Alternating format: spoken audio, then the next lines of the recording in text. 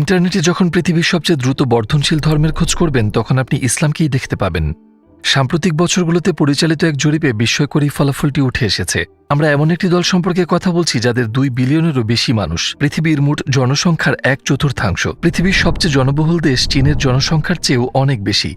অথচ এই ধর্মটিকেই সবচেয়ে বেশি অপমান করার চেষ্টা করে সংবাদ মাধ্যমগুলো। মুসলিমরা একটা জনগোষ্ঠী আর ইসলাম একটা ধারণা, শুধু একটা ধারণা, একটা খারাপ ধারণা। অপরদিকে এটি হচ্ছে সেই ধর্ম যাতে সবচেয়ে বেশি সংখ্যক মানুষ ধর্মান্তরিত হয়। কি অদ্ভুত ব্যাপার, তাই না? সামগ্রিক চিত্রটাই আসলে বেশ মজার। কিভাবে মানুষ মুসলিম হয়েছেন সেই সব গল্প এখন রয়েছে ইন্টারনেট জুড়ে। দিনে দিনে বহু সেলিব্রিটি ঘোষণা দিয়েছেন যে তারা মুসলিম হয়েছেন। উদাহরণ হিসেবে বলা যায়, সম্প্রতি অ্যান্ড্রু টেটের নাম ছড়িয়েছে ব্যাপকভাবে। ইসলাম খুবই সুন্দর এবং কনভার্ট হওয়ার পর থেকে অনেক পরিবর্তন অনুভব করেছি, আর আমি মনে করি বর্তমান পৃথিবীর অনেক সমস্যার সমাধানের রীতি আছে। সাবেক ডাচ এমপি জোরাম ভ্যান ক্লাভেরেন: আমি ইসলামের বিরুদ্ধে বই লেখার সিদ্ধান্ত নিয়েছিলাম, যার শুরুটা হয়েছিল ইসলাম বিদ্বেষ দিয়ে, পরবর্তীতে হয়ে যায় স্রষ্টাকে খুঁজে পাওয়ার মাধ্যম, আর আমার মুসলিম হওয়ার মধ্য দিয়ে হলো এর সমাপ্তি। সাবেক রকস্টার ক্যাট স্টিভেন্সের নাম এখন ইউসুফ ইসলাম। কারণ কোরআন পড়তে শুরু করার পর যে বিষয়টি আমাকে সবচেয়ে বেশি ভাবিয়ে তুলে সেটা হলো কোরআন এমন সব দিক নির্দেশনা দিয়ে পূর্ণ যা আপনাকে ভাবিয়ে তোলে। আমরা দেখতে পাচ্ছি প্রতি বছরই অমুসলিম দেশগুলোতে মুসলিম জনগোষ্ঠীর সংখ্যা বেড়েই চলেছে হাজারে হাজারে। 50 বছর পরে কি ঘটবে তা অনুমান করাও এখন অসম্ভব। ব্যাপারটা সত্যি অকল্পনীয়। ইসলামের ব্যাপারে মানুষের এত আগ্রহের কারণটা আসলে কি? তারা কি এমন দেখছে যাতে অনেকেই মুসলিম হয়ে যাচ্ছে? ইসলামের প্রতি বিরূপ মনোভাব, শত্রুভাবাপন্ন হওয়া সত্ত্বেও আমরা এর 4টি গুরুত্বপূর্ণ কারণ খুঁজে পেয়েছি, যেগুলো মানুষের মুসলিম হওয়ার সিদ্ধান্ত গ্রহণের ক্ষেত্রে প্রভাব ফেলে। আসুন তবে জেনে নেওয়া যাক কারণগুলো। ফ্যাক্টর 1। আমরা ইতিপূর্বে বলেছি যে ইসলাম হচ্ছে এমন একটি ধর্ম যা নিয়ে মিডিয়া সবসময় অপমান আর অবমূল্যায়নের সোচ্চার থাকে। ইসলামের এত অপবাদ সত্ত্বেও মুসলিমদের ইসলাম ধর্মে ধর্মান্তরিত হওয়ার প্রধান কারণটা হচ্ছে এই মানুষগুলো তাদের রেফারেন্স হিসেবে ব্যবহার করে কুরআন, আমাদের নবীকে, মিডিয়াকে কিংবা সেসব মুসলিমকে নয় যাদের কার্যকলাপ ইসলামের সঙ্গে সামঞ্জস্যপূর্ণ নয়। তারা সরাসরি খতিয়ে দেখেছে কোরআনের সেই প্রথম ছাত্রটির জীবনকে। তারা জেনেছে সেই মানুষটি সম্পর্কে যিনি ইসলামের বিধান পালন করেছেন সর্বোত্তম রূপে, আমাদের নবীকে। তাকে আবিষ্কার করেন এমন একজন মানুষ হিসেবে যিনি ছিলেন অত্যন্ত বিশ্বস্ত। তার শত্রুদের কাছেও জন্ম থেকেই তিনি ছিলেন তাদের সাথে, এবং তিনি পরিচিতি পেয়েছিলেন তার বিশ্বস্ততার জন্য, সর্বোচ্চ নৈতিক মূল্যবোধের জন্য। একবারের জন্যও তাকে মিথ্যা বলতে দেখা যায়নি, আর তাই তাকে বলা হতো আলামিন, অর্থাৎ বিশ্বাসী। তাকে এই নাম দেওয়া হয়েছিল তার নবুয়ত প্রাপ্তির আগেই, এবং নামটা দিয়েছিল সেই সব লোক যারা পরবর্তীতে ইসলামের শত্রু ছিল। কিন্তু যখন তিনি নবী হলেন তখন এই যুগের ইসলাম বিদ্বেষের চেয়েও ভয়ঙ্কর হয়ে উঠেছিল ইসলাম বিদ্বেষ। হযরত মুহাম্মদ সাল্লাল্লাহু আলাইহি ওয়াসাল্লাম ও তার অনুসারী সবাই চরম নির্যাতন নিপীড়নের শিকার হয়েছিলেন, কিন্তু ইসলামের প্রভাব ছিল ব্যাপক।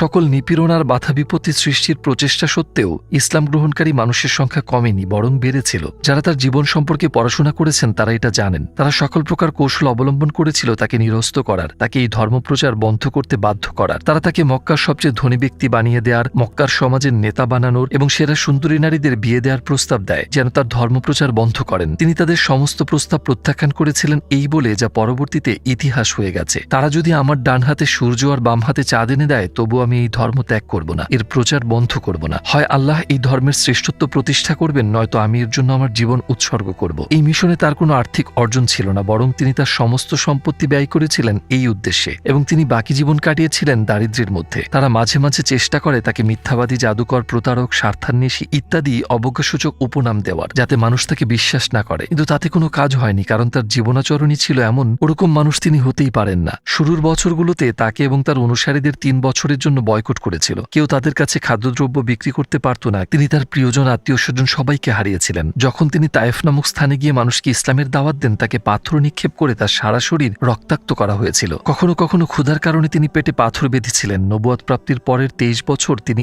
অতুলনীয় দুঃখ কষ্ট ভোগ করেছিলেন। যখন তিনি মক্কা বিজয় করতে গিয়েছিলেন তিনি শিকার হয়েছিলেন নিপীড়নের। বহু বছর পর তিনি তাদের প্রতি বিনয় আর দয়া প্রদর্শন করেছিলেন, এবং যারা তার ক্ষতি করেছিল তাদের ক্ষমা করে দেন।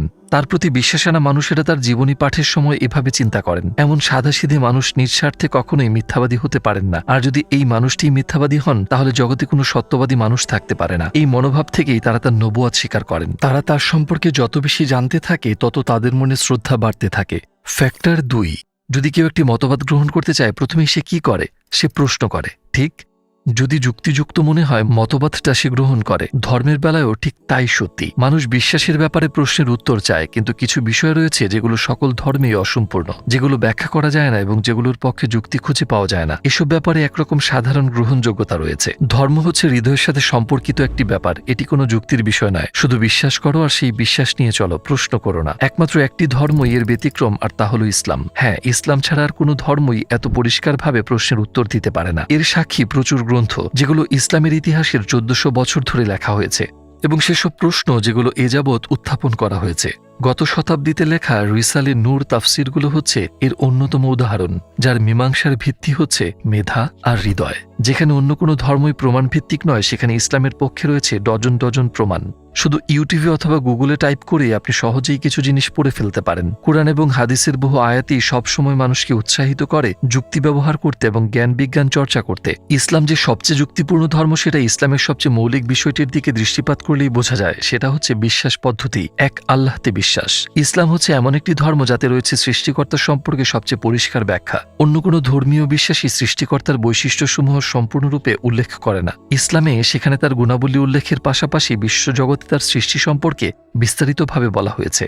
একটা ধর্মকে কিভাবে সত্য বলে ধরে নেওয়া যায় যদি তাতে সৃষ্টিকর্তা সম্পর্কিত কোনো তথ্য উল্লেখ করা না হয়, যদি শুধু ব্যবহার করা হয় অজানা শক্তি কিংবা এরকম অর্থবোধক শব্দ, যদি আপনি শুধু সেটাকেই একমাত্র মানদণ্ড হিসেবে ব্যবহার করেন, তাহলে আর কিছু ধর্মই টিকে থাকে এবং ইসলাম ব্যতীত সকল ধর্মের ব্যাখ্যাতেই যৌক্তিক ভুলভ্রান্তি ও ত্রুটি পরিলক্ষিত হয়। ইসলাম আমাদের এমন একজন খোদার সংজ্ঞা দেয় যার রয়েছে অসীম ক্ষমতা এবং যার কোনো দুর্বলতা নেই। অন্যভাবে বলতে গেলে ইসলামের সাথে অন্য সব ধর্মের পার্থক্য হচ্ছে ইসলামে আল্লাহতে বিশ্বাসের ক্ষেত্রে কোনো ভুলের স্থান নেই। এই ধর্মে প্রদান করা হয় আল্লাহর সবচেয়ে সঠিক সংজ্ঞা। এবার আমরা বলতে পারি এই ধর্ম আসলেই কি প্রেরিত ধর্ম? অন্য কথায়, কুরআনে যে সত্তা নিজের পরিচয় দিচ্ছেন, তিনি কি আসলেই এই বিশ্বজগতের সৃষ্টিকর্তা? ফ্যাক্টর 3। আর একটা গুরুত্বপূর্ণ কারণ হচ্ছে 1400 বছর আগে ইসলাম যেসব সমস্যার পূর্ণাঙ্গ সমাধান এনেছিল তা আজও বিদ্যমান। আমরা 3টি মৌলিক উদাহরণ দিই। যেমন মানুষের মধ্যে একতা ও ভ্রাতৃত্বের ব্যাপারে গুরুতর সমস্যা বিদ্যমান। এমনকি আমরা গত শতাব্দীর দিকে তাকালে দেখতে পাই বর্ণবাদের মতো সমস্যা, যা লক্ষ লক্ষ মানুষের মৃত্যুর কারণ হয়েছিল। এরকম মৃত্যুর ঘটনা আজও ঘটে চলেছে। কু ক্লাক্স ক্ল্যানের মতো অনেক দলের পরিকল্পিত হত্যা, নির্যাতন আর নিপীড়নের ঘটনা দেখা যায় ইতিহাসে।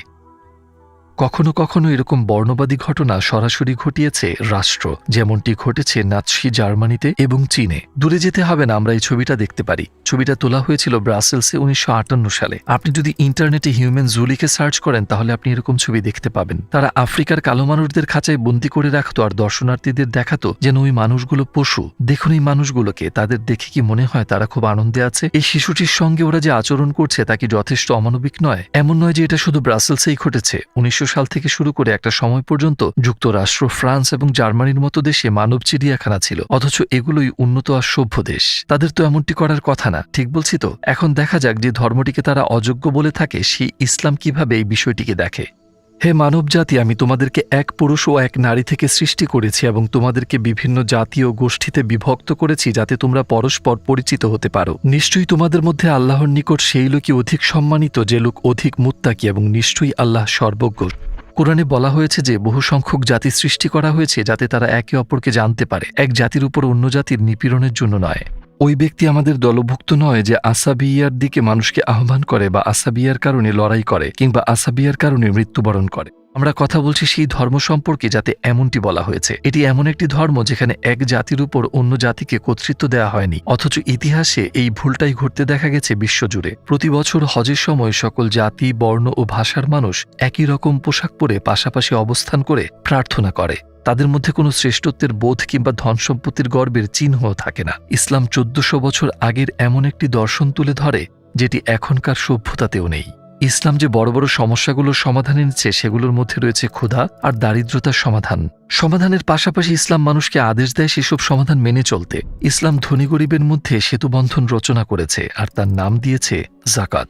ধনী বিবেচনার ক্ষেত্রে ইসলাম কিছু নিয়ম নির্ধারণ করে দিয়েছে। যে ব্যক্তির ওই সীমার চেয়ে বেশি সম্পত্তি রয়েছে তাকে তার সম্পত্তির 40 ভাগের 1 ভাগ অর্থাৎ 2.5% দরিদ্রদের মাঝে বিলিয়ে দিতে হবে, তার যত সম্পত্তিই থাকুক না কেন। এতে একদিকে যেমন দরিদ্রদের অভাব মিটে যায়, অন্যদিকে তেমনি ভ্রাতৃত্বের বন্ধন দৃঢ় হয়।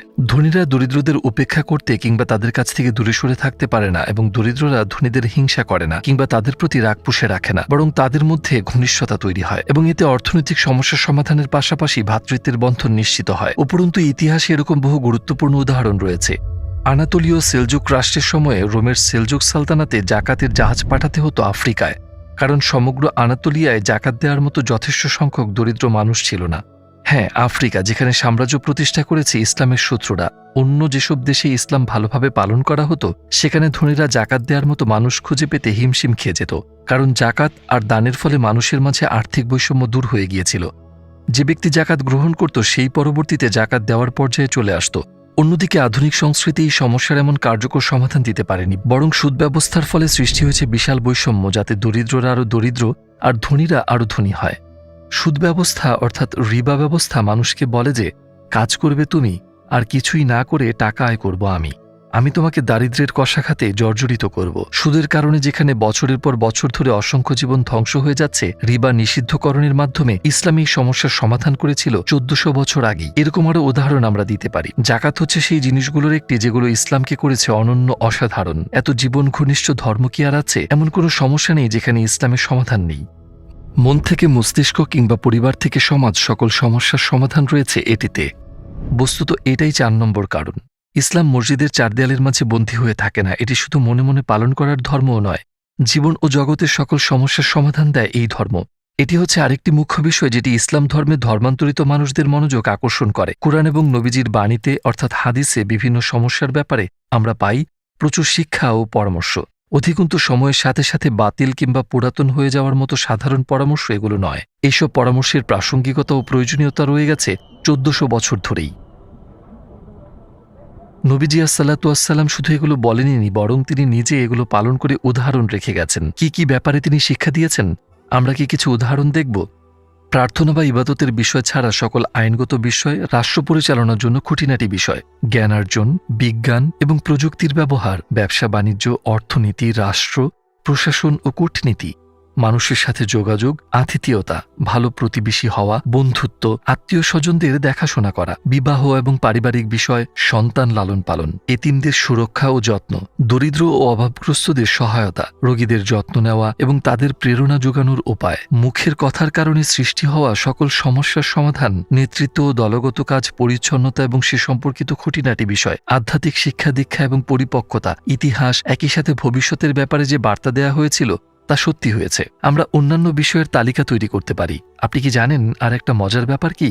আমরা যে সময়টা সম্পর্কে কথা বলছি সেটা হচ্ছে 6ষ্ঠ শতাব্দী, আর এত সব কাজ করেছেন শুধু একজন মানুষ, এবং সেই মানুষটা কখনো লেখাপড়াই শেখেননি, যেমনটা সাক্ষ্য দিয়েছে তার বন্ধুরা এবং শত্রুরাও।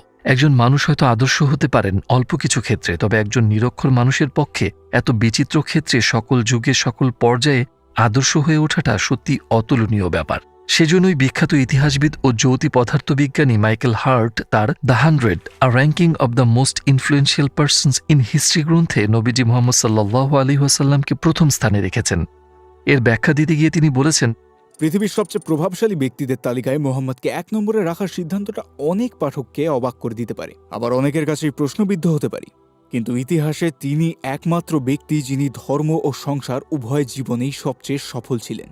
যারা মুসলিম হচ্ছেন তারা নবীজির জীবন সম্পর্কে জানার সময় এই জিনিসটাই লক্ষ্য করেন। তারা লক্ষ্য করেন এমন একটি ধর্মকে যার বিস্তার জীবনের প্রতিটি ক্ষেত্রে কেবল মনে মনে লালন করার এবং মসজিদে সীমাবদ্ধ রাখার ধর্ম এটি নয়, এবং এই ধর্মের সার্বজনীনতা দেখিয়েছে 1400 বছর ধরে নতুনত্ব বজায় রাখার মাধ্যমে। এই ব্যাপারটা যারা লক্ষ্য করেছেন তাদের একজন হচ্ছেন সাবেক ডাচ এমপি জোরাম ভ্যান ক্লেভেরেন, যার সাক্ষাৎকার আমরা নিয়েছি। তিনি একটি ইসলাম বিরোধী বই লিখতে চেয়েছিলেন, কারণ তিনি ইসলামকে সেভাবেই জানতেন যেভাবে ইসলামকে উপস্থাপন করে মিডিয়াগুলো। যখন তিনি ইসলামের ব্যাপারে গবেষণা করলেন তিনি আসল ব্যাপার বুঝতে শুরু করলেন, যেমন আমরা যে 4টি বিষয় নিয়ে কথা বলেছি। ফলে ইসলাম বিরোধী উদ্দেশ্য নিয়ে তার যে যাত্রা শুরু হয়েছিল তার সমাপ্তি ঘটে নিজে মুসলিম হওয়ার মাধ্যমে। কেন মানুষ মুসলিম হয় সে প্রশ্নের সংক্ষিপ্ত উত্তর এটাই, মানুষ যতই গবেষণা অব্যাহত রাখবে, নবীজির জীবন সম্পর্কে অধ্যয়ন করবে এবং লক্ষ্য করবে তিনি মানুষের জন্য কি এনেছিলেন, ইসলাম ধর্মে ধর্মান্তরিত মানুষের সংখ্যা ততই বাড়বে। যেমনটা ইসলামের একজন মহান মনীষী বলেছিলেন, আশাবাদী হও, ভবিষ্যতের বিপ্লবগুলোর মধ্যে সবচেয়ে উচ্চ ও সুললিত শব্দ হবে ইসলামের শব্দ।